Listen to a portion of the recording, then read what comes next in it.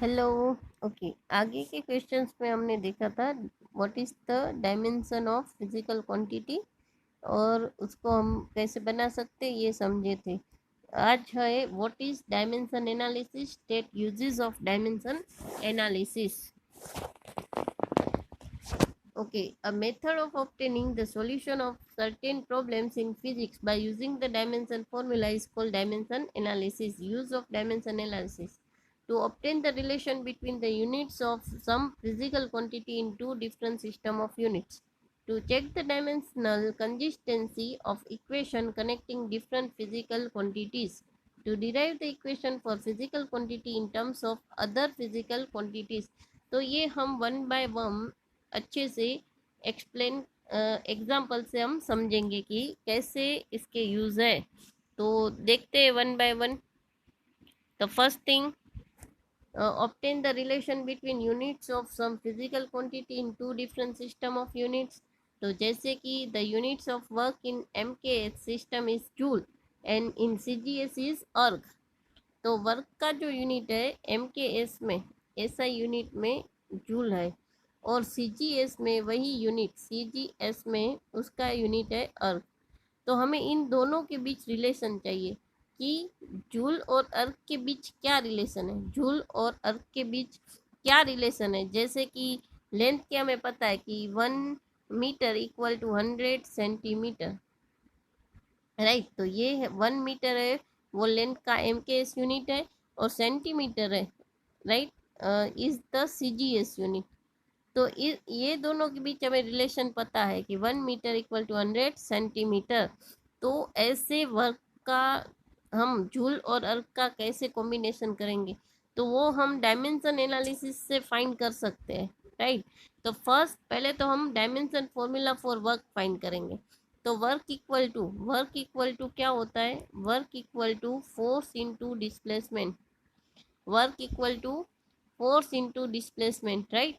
तो फोर्स का जो यूनिट है वो क्या है, okay, force equal to mass into acceleration into displacement, force equal to mass into acceleration, ठीक है।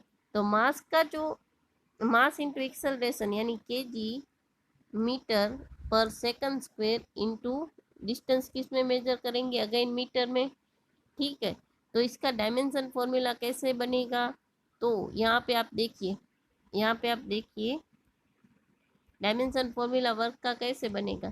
तो यहाँ पे मास कितनी बार आया, एक बार, ठीक है। लेंथ कितनी बार आई, एक और दो, एक और दो, यानी कि मीटर स्क्वायर, यानी कि एक और दो बार आए M1L2। और टाइम कितनी बार आया, 2 बार, लेकिन वो इनवर्स में यानी कि -2। तो यहाँ पे वर्क का हमें MLT मिला M1L2T-2, ठीक है। तो देखिए आप यहाँ पे है M1L2T-2। तो ऐसे किसी भी फिजिकल क्वांटिटी का हम MLT निकाल सकते हैं। तो ये हमने वर्क का MLT यहाँ पे निकाला M1L2T-2, ठीक है। ये तो हुआ हमें MKS में मिला, ये किस में मिला हमें, MKS। हमें चाहिए CGS, हमें क्या चाहिए, CGS में रिलेशन चाहिए, ठीक है। तो हमें इतना पता है कि एम किस में होगा, केजी में। अगर मुझे वो ग्राम में चाहिए तो 1 kg equal to 100 gram, 1 kg equal to 1000, sorry 1000 gram, यानी कि 10⁻³ तो यहाँ पे हमने लिखा MKG यानी कि 10⁻³ ठीक है। फिर आगे देखिए लेंथ, लेंथ मीटर में है और हमें सेंटीमीटर में चाहिए। तो 1 मीटर इक्वल टू 100 सेंटीमीटर। तो यहाँ पे हमने लिखा 1L, अगर एक L है तो क्या होगा, तो यहाँ पे 10⁻, इतने सेंटीमीटर मिलेंगे, राइट। 10⁻², 10⁻² यानी कि 100 सेंटीमीटर। अब टाइम, तो टाइम तो MKS में भी सेकंड में है और CGS में भी सेकंड में रहेगा, यानी 10⁻0, 10⁻0 मीन्स तो कि किसी के भी पावर में एक्सपोनेंट में 0 हो तो इक्वल टू 1 होता है, ठीक है। तो यहाँ पे सेकंड का भूल जाओ, सेकंड तो सेकंड ही रहेगा, यानी उसमें हमें कुछ ऐसे करना नहीं है। तो यहाँ पे आप देखिए आप देखिए कि m1l2t-2 हमें सीजीएस में कन्वर्ट करना है। तो m की पावर 1 है, तो m पावर 1 यानी 10^3 क्योंकि एक ही बार m आया है। फिर लेंथ कितनी बार आई, 2 बार, और उसको हमें कन्वर्ट करना है सीजीएस में, यानी 10^2 l^2 और यहाँ पे 10^0 t^-2। ठीक है, तो यहाँ पे 10^3 इंटू 2 यानी 4, 10^4, और m1l2t-2 डायमेंशन तो वही रहे वर्क के, लेकिन ये किस में कन्वर्ट हो गए अब, सीजीएस में, यानी कि M K S unit of work joule, 1 joule equal to हमें मिले 10^7 अर्ग, 10^7 अर्ग। तो यानी डायमेंशन एनालिसिस से हम एक सिस्टम से दूसरे सिस्टम में, यानी कि एमकेएस से सीजीएस में यूनिट फाइंड आउट कर सकते हैं, उसके बीच जो रिलेशन है वो हम फाइंड आउट कर सकते हैं। अब नेक्स्ट हमारा था कि obtain the relation between MKS and CG, ये हमने कर लिया, एमकेएस और सीजीएस यूनिट ऑफ वर्क, ये एग्जांपल के साथ हमने देख लिया। अब नेक्स्ट है right and explain principle of homogeneity, principle of homogeneity. Okay, magnitude of the physical quantity having same dimension can be added together or subtracted from one another. देखो, अगर केजी है तो हम केजी में ऐड कर सकते हैं, राइट, बट केजी और लेंथ को, मीटर को हम कभी ऐड नहीं कर सकते। केजी और ग्राम को भी हम ऐड कर सकते हैं, ठीक है। तो this principle is called principle of homogeneity of dimension. This rule is very useful to check the dimension consistency of the given equation. To check the dimensional consistency of given equation, all the terms of both the side of the equation should be have same dimension. जैसे कि देखिए, अगर मैं बात करूं, ऐसे दिया हुआ है pressure equal to rho g h, pressure equal to rho g h, pressure equal to rho g h. तो लेफ्ट, ये जो इक्वेशन है वो सही है या गलत, ये मुझे कैसे पता चलेगा? अगर लेफ्ट हैंड साइड जो डायमेंशन है वही राइट हैंड साइड अगर मुझे डायमेंशन मिलते हैं तो ये इक्वेशन सही है, होमोजिनिटी है दोनों के बीच में। तो वो हम कैसे चेक करेंगे, अब देखते हैं। देखो, pressure equal to rho g h, फिर से P equal to rho g h, तो प्रेशर इक्वल टू क्या होगा, फोर्स बाय एरिया। पहले तो pressure equal to force by area, density means mass by volume, g means acceleration, gravitational acceleration यानी कि metre पर सेकंड ग्रेविटेशनल एक्सेलरेशन है, जी क्या है यहाँ पे, ग्रेविटेशनल एक्सेलरेशन, राइट। तो that is length by time square, ये मास बाय वॉल्यूम, ये होगा लेंथ अपॉन मीटर पर सेकंड स्क्वायर, जी का यूनिट क्या होगा, यहाँ पे लेंथ अपॉन टाइम स्क्वायर लिख सकते हैं, बराबर। हाइट यानी कि हाइट क्या होगी, लेंथ होगी, ओके। तो यहाँ पे फोर्स बाय एरिया, तो फोर्स का हमें एमएलटी पता है, हमें कैसे निकालना है एमएलटी फोर्स का, देखा है हमने। Force equal to mass into acceleration, mass एक बार, एक्सेलरेशन t-2। जैसे जैसे आपकी प्रैक्टिस होगी ये सब आपको याद रह जाएगा। Area equal to length into length यानी कि एल स्क्वायर।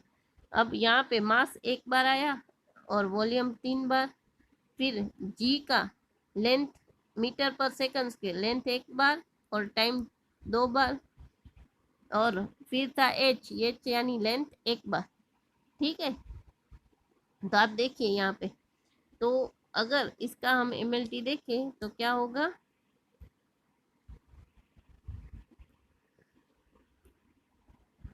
m1l1t-2। अब इसको आप ऊपर ले जाओ तो m1l1 - 2 यानी कि -1, 1 - 2 यानी क्या होगा, -1, ठीक है, -1। तो m1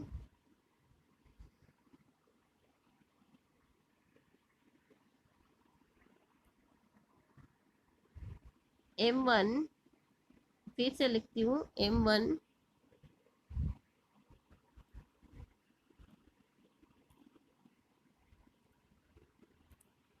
हाँ m क्या होगा, देखिए यहाँ पे क्या होगा, L1 टू को ऊपर ले गए यानी कि M1 L-1 T-2 ये मिला हमें लेफ्ट हैंड साइड। अब राइट हैंड साइड हम चेक करते हैं, तो L3 को ऊपर ले जाओ, तो यहाँ पे L1 1 + 1 x + x, तो ये 2 हुआ, यानी M1 L 2 - 3 यानी -1 और T⁻²। तो लेफ्ट हैंड साइड और राइट हैंड साइड हमें सेम इक्वेशन मिले, यानी कि this equation is true, this equation is homogeneously true. आया समझ में? तो होमोजेनिटी ये होती है। तो this is rule to check the dimensional consistency of the given equation, all terms in both the side of the equation should be have same dimension. Dimension consistency do not guarantee correctness of the equation. It is uncertain to the extent of dimensionless quantity or function. Next, जो हमने example देखा था वही चीज़ है यहाँ पे, फिर से एक बार हम एग्जाम्पल समझ लेते हैं। Check the dimensional consistency of the given equation x = x0 v0 t, x0 + v0 t + 1/2 at²। तो अगर left hand side dimension x यानी कि लेंथ है, x यानी यहाँ पे लेंथ है, x is the distance cover by the object in time t, तो एक्स को हम किस में मेजर करेंगे, लेंथ में। तो लेफ्ट हैंड साइड जो डायमेंशन है वो L1 है। अगर राइट हैंड साइड भी यही डायमेंशन है, राइट हैंड साइड भी यही डायमेंशन है तो ही ये इक्वेशन सही है, अदरवाइज नहीं है। तो आप देख सकते हो x0 is the initial position, x is final position, v0 initial velocity, a is acceleration.